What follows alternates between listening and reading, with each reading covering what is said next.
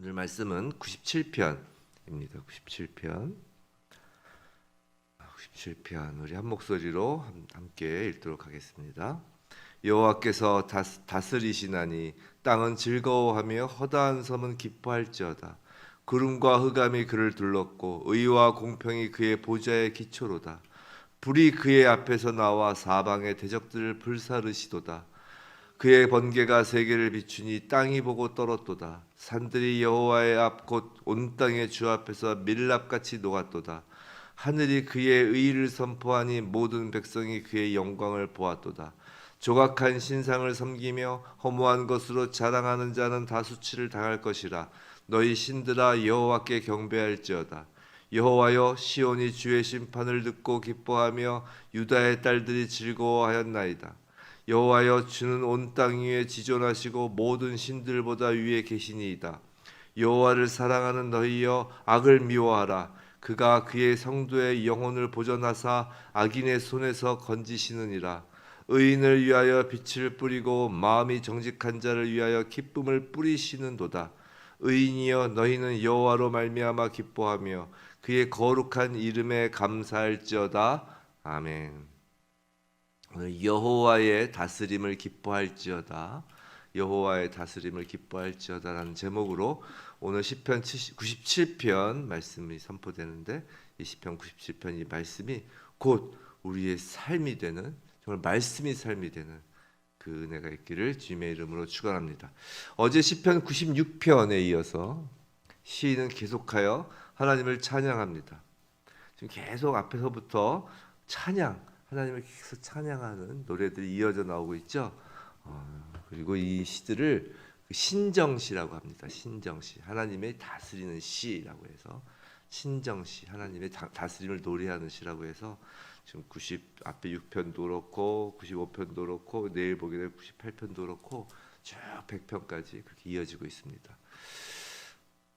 그런데 특히 오늘 시편 97편을 보시면 하나님의 다스림, 하나님의 통치를 지금 찬양하고 있습니다. 우리는 보통 하나님의 속성에 대하여 크게 두 가지로 나누죠. 뭐냐면 사랑과 공의, 사랑의 하나님, 공의의 하나님이라고 우리가 보통 생각을 합니다. 근데 오늘 시인은 하나님의 다스림과 관련하여 특히 하나님의 공의에 집중하여 찬양하고 있는 거예요. 1절에서 시인은 여호와께서 다스리시나니 땅은 즐거워하며 허다한 섬은 기뻐할지어다 라고, 땅과 섬, 즉 온 세계가 하나님의 통치를 기뻐해야 하고 또 기뻐하게 될 것임을 지금 노래하고 있는 것입니다. 시인은 하나님의 통치에 관한 대하여 아주 기대와 갈망을 지금 가지고 노래하는 거예요. 여기서 우리 자신을 좀 돌아보길 원합니다. 지금 시인은 하나님의 통치 소식을 전달하면서 이렇게 기쁨을 크게 표현하고 있다는 것은 그가 평소에 어떤 뭔가 다가와서가 아니라, 일이 생겨서가 아니라 평소에 하나님의 통치를 기대하고 갈망하였다라는 것을 지금 보여주고 있어요. 시인의 모습, 오늘 이 시인의 모습 속에서 하나님 백성된 자의 참된 면모를 발견하게 되는 것이에요. 참된 하나님의 백성이란 하나님께서 다스려 주심을 인생 최고의 기쁨으로 삼고 하나님의 다스림을 기대하는 사람이라는 것이에요. 성도 여러분, 우리는 어떤가요? 우리의 모습은 어떻습니까? 혹시 세상 명예나 돈이나 권력, 쾌락, 스포츠, 정치 스타 등에 의해 우리의 기쁨이 좌지우지 되고 있지는 않은가요? 우리가 무엇으로부터 다스림을 받고 있는가를 알려면 우리가 무엇으로부터 기쁨을 얻고 있는가를 보면 알아요. 인간은 자기가 스스로를 자기가 다스린다고 생각하지만 사실 인간은 계속하여 누군가로부터 다스림을 받게 되어 있습니다. 그 다스림을 받는다라는 것의 증거가 무엇으로 인하여 기뻐하는 거예요. 혹시 하나님의 다스림을 기뻐하시나요? 아니면 하나님의 다스림을 귀찮아하거나 고통스러운 멍해로 생각하지는 않나요? 분명히 하나님은 온 땅의 변함없는 통치자이세요. 그런데 하나님의 다스림은 간절히 하나님께서 다스리기를 원하는 자에게 오셔서 그 사람을 기쁘게 다스려 주십니다. 무슨 말이냐면 하나님의 다스림에 대한 반응이 두 가지라는 거예요. 기쁨으로 반응하는 사람이 있고 하나님의 다스림에 대하여 멍해로, 억지로, 아니면 아예 무시하는 이 두 가지 반응이 나타난다는 것이죠. 성도 여러분, 우리는 늘 하나님과 친밀한 교제를 원해요. 친밀한 교제를 원해요. 이런 얘기를 하잖아요. 그죠? 근데 친밀한 교제라는 건 다름 아니라 하나님의 우리에 대한 세밀한 다스림을 이야기하는 거라고요. 뭐 하나님하고 친밀하게 교제한다고 해서 하나님하고 뭐 가위바위보하고 노실 거예요? 그거 아니잖아요. 하나님과의 친밀함이 뭐예요? 하나님의 다스림을 우리가 기쁘게 받는 게 친밀한 거라고요. 하나님의 다스림을 원치 않는 자에겐 그래서 하나님과의 친밀함이란 있을 수 없는 겁니다. 하나님의 통치를 원치 않는 자에겐 그래서 하나님께서 친밀하게 다가서시는 게 아니라 그들을 내버려 두심이란 형태로 다스리시는 거예요. 하나님의 통치를 원치 않는 사람도 하나님은 다스리십니다. 하나님의 통치가 미치지 않는 곳은 없지요. 그런데 하나님을 원치 않는 사람은 어떤 식으로 다스리시느냐? 교제를 하시는 게 아니라 내버려 두신다는 것이에요. 자주 말씀드리지만 하나님의 내버려 두심이야말로 마지막 심판 이전에 이 땅에서 보여주시는 하나님의 심판 모습입니다. 그래서 요한복음에서 이미 심판을 받았다. 예수를 믿지 않는 자들 이미 심판을 받았다라고 하잖아요. 이미 심판을 받고 있는 것입니다.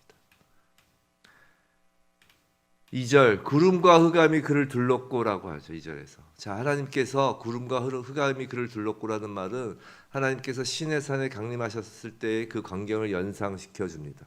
그런데 이 말은 하나님께서 아무도 범접할 수 없는 그 위엄과 거룩함을 지니신 분이다라는 것을 나타내 준 것과 동시에 하나님 자신과 하나님의 그 일하심이 매우 신비로운 것이다라는 것을 나타내 주기도 합니다. 무슨 말이냐면 우리 인간은 하나님의 통치, 하나님의 일하심에 대하여 다 알거나 이해할 수 없다라는 것이에요. 사도 바울도 로마서에서 깊도다 하나님의 지혜와 지식의 풍성함이여 그의 판단은 헤아리지 못할 것이며 그의 길은 찾지 못할 것이로다라고 했다고요. 성도 여러분, 우리 인간은 하나님의 통치나 일하심에 대하여 이해하기 어려운 것이 참으로 많습니다. 이해하려고 노력하는 것도 물론 필요해요.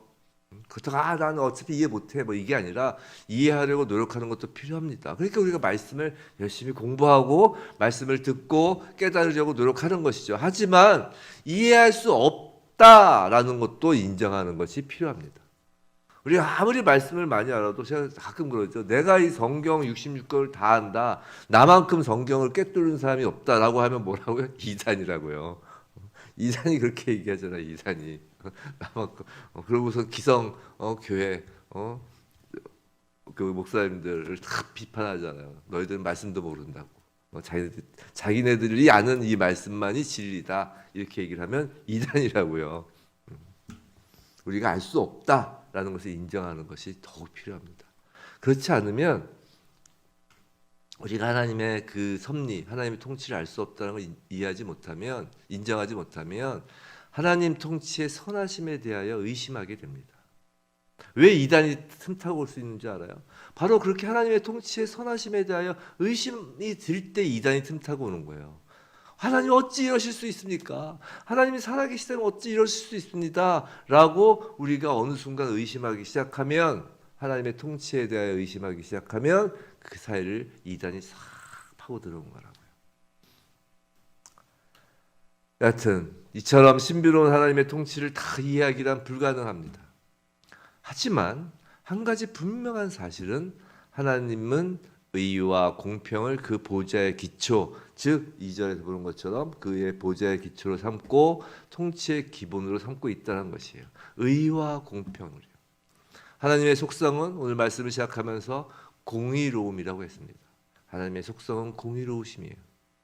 비록 하나님의 통치권을 최종적으로 행사하시는, 하나님의 통치권을 최종적으로 행사하시는 분이 바로 예수 그리스도시잖아요. 그 예수 그리스도의 재림에 의한 그 마지막 심판이 있기 전까지는 하나님의 통치가 어떤 신비로운 이유로 이 세상에서 악인들이 형통하고 의인들의 고난을 당하는 것이 일시적으로 허용되었지만, 그래서 우리가 잘 모르지만 궁극적으로 하나님의 공의와 공평은 종말론적으로 반드시 이루어지는 것이에요. 그래서 예수님께서 재림하시기 전까지는 다 희미하게만 본다고 그랬잖아요. 예수님이 재림하시면 명확하게 그 공의와 공평이 드러나는 것이라고요. 그 사이에는 신비로 희미하게 가려져 있기 때문에 우리가 가끔 왜 이러십니까? 라는 얘기를 하는 거예요. 자, 하나님의 다스림을 그래서 기대하고 기뻐하는 참된 그리스도인은 하나님의 심판, 그 마지막 심판을 기대하고 기뻐하는 것이에요. 그래서 오늘 본문을 보시면 3절 이하부터 쭉 나오는 게 궁극적인 하나님의 공의로 나타나는 마지막 심판을 노래하는 것입니다. 불이 그의 앞에서 나와 사방의 대적들을 불사르시는 거예요. 그 출애굽할 때 그 애굽에 내리는 재앙이 결국은 그 마지막 심판의 예표를 보여주는 거거든요. 이 세상을 향한 마지막 심판의 예표를 보여주는 거예요. 그 10가지 재앙이. 그렇게 마지막 심판을 우리는 기대한다는 것이에요. 마지막 심판을 지금 시인은 노래합니다. 그런데 8절을 보면 주의 심판을 시온이 듣고 기뻐하며 유다의 딸들이 즐거워합니다. 여기서 시온과 유다의 딸들은 하나님을 경외하는 하나님의 백성들을 의미하는 것이죠. 곧 성도를 가리킵니다. 하나님의 심판에는 분명히 양면성이 있다는 것이에요. 아까 그 두 가지가 있다 했잖아요. 두 가지 부류가. 하나님의 통치에 대한 두 가지 부류가 있다고 그랬잖아요. 그래서 기뻐 받는 부류가 있고, 한 부류는 그것을 정말 멍해로 여기고 싫어하고 오히려 대적하고 무시하려고 하고 도망가려는 부류가 있다고요. 그에 따라 하나님의 심판도 두 가지가 있는 것입니다. 악인에게는 수치의 날, 두려움의 날이 되지만 성도들에게는 그날이 기쁨의 날인 거예요. 하나님의 심판이 마지막 때의 심판을 기쁨으로 받는 부류냐 아니면 수치와 두려움으로 받는 부류냐, 둘로 나뉜다니까요. 지금은 세상에 두 부류의 사람들이 막 섞여 살고 있습니다.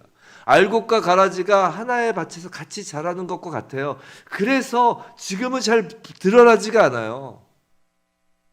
그러나 하나님의 공의가 불처럼 임할 때 두 부류의 사람들이 전혀 다른 결과를 맞으며 둘이 확 갈리는 것입니다.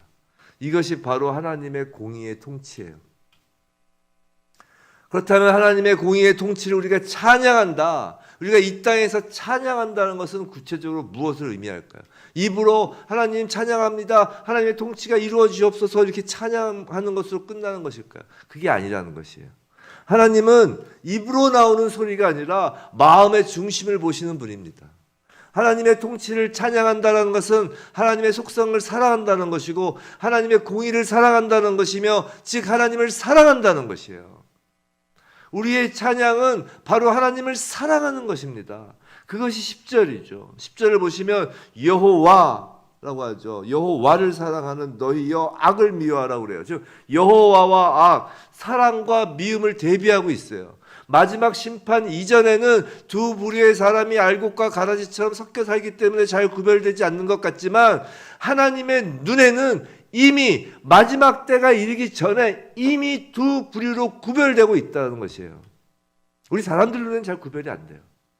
그렇기 때문에 사람들은 섣불리 우리가 판단하면 안 되죠. 그래서 제자들이 예수님께 저 가라지 뽑아버립시다 그러니까 예수님이 그러지 말라고 그러잖아요. 왜 그러지 말라고 그러셨어요? 너희는 구별 잘 못하니까 알곡을 뽑을까 봐 너희들은 뽑지 마 그러잖아요. 나중에 천사들이 다 한다고. 우린 구별 못해요. 그러니까 사람에 대해서 판단하지 말라고요. 사람에 대해서 저 사람 구원받지 못할 사람이야. 어찌 저런 사람이 예수를 믿을까? 어찌 저렇게 난리 법석을 풀까? 저 사람들 가짜야. 라는 말을 섣불리 하지 말라고요. 가끔 보면 요새 유튜브 같은 거 보면 너무 섣부르게 사람이 저 사람 가짜야 라고 막 서로 비판을 하는데 절대 그러면 안 돼요. 가짜라고 얘기하는 사람이 가짜일지 가짜라고 지목된 사람이 가짜일지 아무도 모른다고요. 이 땅에서는 하나님은 아시죠. 하나님은 아신다는 것이에요. 그 마음의 중심을 보시기 때문이에요. 입으로 아무리 하나님을 찬양한다고 해도 하나님 보시기에 가라지면 가라진 것이고 늘 하나님 앞에서 죄인이라고 빌빌빌 거려도 하나님 보시기에 알곡이면 알곡인 거예요. 성도 여러분, 하나님의 다스림을 진정 원하고 기대하는 마음으로 찬양을 하시나요? 그렇다면 진정으로 하나님을 사랑하는지 우리가 생각해 봐야 돼요. 하나님을 사랑한다는 것은 그저 가만히 앉아서 하나님을 그리워하고 하나님의 심판을 그리워하며 예수님 오세요 오세요라고 하면서 그냥 감정에 사로잡히는 것만으로 그치지 않는다는 것이에요. 감정에 휩싸여서 우리가 찬양과 막 물론 그것도 은혜롭죠. 그것도 물론 중요한 일이긴 하지만 막 감정에 휩쓸려서 어떤 그런 그 예배와 찬양에 하는 것이 꼭 하나님을 찬양하는 게 아니라는 것이에요. 무엇보다 하나님을 사랑한다면, 하나님의 공의의 다스리심을 원한다면, 하나님의 공의의 다스리심을 찬양한다면 무엇보다도 하나님이 좋아하는 것을 우리는 하게 마련이라고요. 사랑하는 사람은 상대방이 좋아하는 일을 하려고 합니다. 또 상대방을 닮아가려고 하는 것이에요. 하나님을 사랑하는 것도 마찬가지입니다. 하나님을 사랑하는 자는 하나님을 닮으려고 한다고요. 그런데 하나님께서 정의를 사랑하고 악을 미워하시는데 어떻게 하나님을 사랑한다고 하면서 악을 사랑하거나 악을 무덤덤하게 받아들일 수 있냐는 말이에요. 하나님을 사랑하며 하나님의 다스림을 기뻐하며 찬양한다는 것은 다름 아닌 악을 미워한다는 것이에요. 그게 오늘 10절 말씀이에요. 이것이 하나님을 찬양하는 것이에요. 하나님의 다스림을 찬양하는 거라고요. 악을 미워하라. 그것이. 그 마음의 중심을 보시는 하나님을 그 악을 미워하는 그 마음에, 악을 미워하는 정말 알곡 하나님의 자녀들의 그 마음에 빛을 뿌리시고 기쁨을 뿌리신다고요. 이게 11절이에요. 의인을 위하여 빛을 뿌리고 마음이 정직한 자를 위하여 기쁨을 뿌리시는도다. 하나님께서 뿌리신다고요. 성도 여러분, 요한복음을 강의하면서, 우리가 주일날 요한복음 강의하죠. 선지교회는 요한복음 강의하면서 우리는 하늘로부터 빛의 원천을 받은 자라고 하였습니다. 그죠? 빛의 사자들 하면서 요한복음 아마 첫 번째 강의 설교 제목이 그거였던 것 같은데, 우리는 하늘로부터 빛의 원천을 받은 자예요. 즉 하나님이 우리에게 빛을 뿌려주신 거라고요. 내 안에서 스스로 빛을 만들어내는 것이 절대 아니라고요. 기쁨은 어떨까요? 마찬가지라는 거예요. 우리가 기쁨에 대해서 잘못 알고 있는 건 내 안에서 무언가 기쁨이 샘솟아야 된다고 생각하는 것이에요. 그렇기 때문에 나에게 기쁨이 샘솟게 하는 다른 것으로부터 통치를 받는 거라고요. 돈을 많이 벌면 막 기쁨이 샘솟나요? 그건 결국 돈이 주는 기쁨이에요. 스포츠를 보면 즐거운가요? 기쁜가요? 내가 응원하는 팀이 이기면 기쁜가요? 그 스포츠가 나에게 기쁨을 준 거라고요. 기쁨이 내 안에서 막 샘솟을 수도 없어요. 무언가로부터 기쁨이 주어지는 거라고요. 우리의 기쁨 역시 하나님이 주셔야 하나님의 기쁨을 누리는 거라고요. 참된 기쁨은 내 안에서 나올 수 없습니다. 이 땅의 피조물로부터 나오는 건 참된 기쁨이 아니에요. 왜냐하면 참된 기쁨은 영원한 기쁨이 아니기 때문에, 참된 기쁨이 아닌 것은 영원한 기쁨이 아니기 때문이에요. 예를 들어서 내가 좋아하는 스포츠에서 우리나라가 이겼어요. 막 기뻐요. 근데 바로 그 다음날 했는데 졌어요. 그러면 슬프잖아요. 이 유한한 기쁨이에요. 조건부 기쁨이라고요. 하늘로부터 오는 기쁨 이외의 기쁨은 모두가 쾌락입니다. 그래서 그게 바로 우상인 거예요. 오직 하나님께서 하나님의 기쁨을 우리와 나누시는 것, 그 기쁨이 참된 기쁨이라고요. 그 하나님은 오늘 우리에게 뿌려주신다고요. 하나님의 통치를 원하는 자에게 하나님은 기쁨을 뿌려주신다고요. 마치 빛을 주신 것처럼 말이죠. 가끔 제가 말씀드리죠. 신앙은 선순환이라고요. 하나님의 선하심은 모두 선순환을 이룹니다. 하나님의 다스림을 기뻐하는 자에게 하나님은 참된 기쁨을 더하여 주십니다. 그 기쁨으로 더욱 하나님을 사랑하며 더욱 하나님의 통치를 기쁨으로 기대하는 것이에요. 그 기쁨의 선순환 끝에 있는 것이 바로 마지막 심판이라는 것이에요. 성도 여러분, 마지막 심판은 그래서 가장 큰 기쁨의 극치인 거예요. 우리에게. 심판은 악인에게 가장 끔찍한 일이지만 성도에게는 그것이 가장 큰 기쁨이라고요. 완전히 갈라지는데 그 갈라지는 그 갭이 너무 커요. 그래서 절대로 지옥에서 위에 올라갈 수가 없는 거라고요. 거지 나사로 그 비유처럼 기억나시죠? 거지 나사로 비유처럼. 심판은 악인에게 가장 끔찍한 일이지만 성도에게 가장 큰 기쁨이라고. 거기에 대고 가끔 그런 얘기죠. 그런 얘기 하잖아요. 어떻게 지옥 불쌍해서 어떻게 해요? 그런 생각할 틈이 없다고요. 불쌍하다는 건 누군가를 봤을 때 불쌍하다는 거예요. 그 갭이 너무 커지기 때문에 보고 불쌍히 여긴 그런 감정은 있을 수가 없다고요. 마지막 때. 그 둘로 갈라지는 거죠. 그러한 이유로 성도에게 가장 큰 기쁨이 되는 것이기 때문에 하나님의 통치의 클라이막스, 하나님의 심판이 가장 큰 기쁨이 되기 때문에 시인은 1절에서 여호와께서 다스리시나니 땅은 즐거워하며 허다한 섬은 기뻐할지어다라고 하고 마지막 12절에서도 의인이여 너희는 여호와로 말미암아 기뻐하며 그의 거룩한 이름에 감사할지어다라고 마무리하는 것입니다. 부디 시편 기자의 이 찬양처럼 하나님으로 인하여 하나님의 공의로운 통치로 인하여 항상 기뻐하는 우리 모두이길. 그러므로 하나님께서 우리 마음에 오늘도 내일도 영원히 마지막 심판의 그날까지 예수님 다시 오시는 그날까지 늘 우리 마음에 하나님이 뿌려주시는 그 기쁨 충만하기를 주님의 이름으로 축원합니다.